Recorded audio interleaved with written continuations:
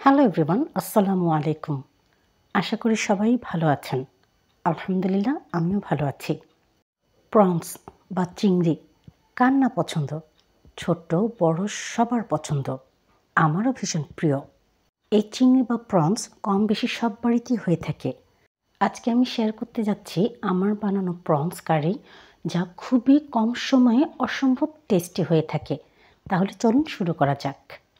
এখানে আমি নিয়ে নিয়েছি প্রনস, পেঁয়াজ কুচি, মটরশুঁটি, টমেটো, কাঁচামরিচ, ধনে কুচি, আদা রসুনের পেস্ট আর কিছু মশলা। প্রথমে একটি কড়াইতে আমি পরিমাণ মতো তেল দিয়ে নিচ্ছি।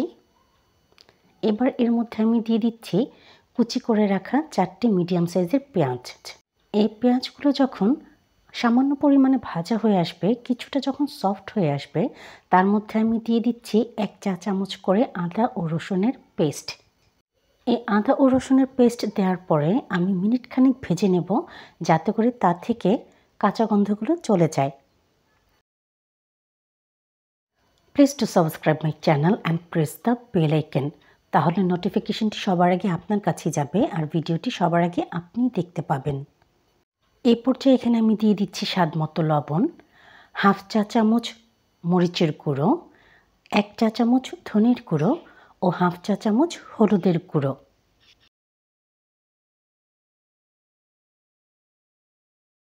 এবার এই সব উপকরণগুলো আমি খুব ভালো করে নেড়েচেড়ে কষিয়ে নিচ্ছি।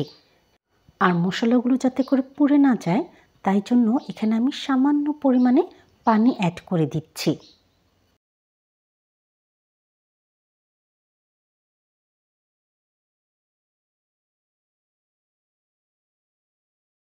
এবার এই পর্যায়ে আমি দিয়ে দেব এখানে আরও একটু পানি, যাতে করে মশলাগুলো খুব ভালো করে কষানো হয়ে যায় আর মশলা থেকে যাতে কোনোভাবেই কাঁচা গন্ধ না আসে।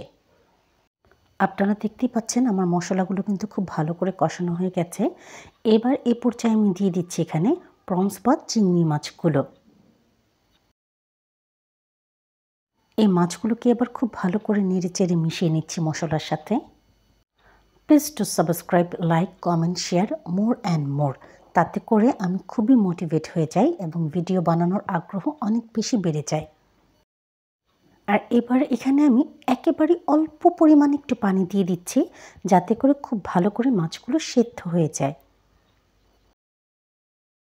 মাছগুলো প্রায় 50% সেদ্ধ হয়ে গেছে। এই পর্যায়ে আমি দিয়ে দিচ্ছি এখানে মটরশুঁটি, স্লাইস করে কেটে রাখা টমেটো। এবার এখানে 2 থেকে 3 মিনিট রান্না করলেই আমার মাছ কিন্তু হয়ে যাবে।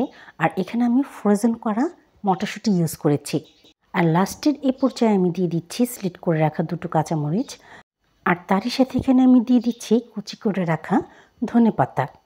তাতে করে টেস্ট এবং ফ্লেভার দুটোই খুব ভালো আসবে।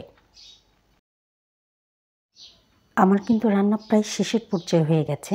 আর আপনারা দেখতেও পাচ্ছেন দেখতে কি পরিমাণে সুন্দর লাগছে। আলহামদুলিল্লাহ, টেস্টও খুব ভালো। Please to subscribe my channel and press the bell icon. আমার রান্না পুরোপুরি হয়ে গেছে। এবার আমি আপনাদেরকে সার্ভ করে দেখাচ্ছি। দেখুন দর্শক, কি সুন্দর লাগছে দেখতে, মাশাআল্লাহ। আর এর টেস্ট ছিল অসাধারণ। আপনারা এই প্রনস কারিটি পোলাও বা ভাতের সাথে ইজিলি খেতে পারেন, অসম্ভব টেস্ট হয়ে থাকে। যদি আপনাদের আমার এই ভিডিওটি ভালো লেগে থাকে, তাহলে প্লিজ সাবস্ক্রাইব করে দেবেন আমার ইউটিউব চ্যানেলটিকে, ফলো করে দেবেন আমার ফেসবুক পেজ ও ইনস্টাগ্রাম আইডি তিন্নাস কিচেনকে। সাথে থাকার জন্য ও পুরো ভিডিওটি দেখার জন্য সবাইকে আন্তরিকভাবে ধন্যবাদ। দেখা হবে পরের কোনো ভিডিওর সাথে।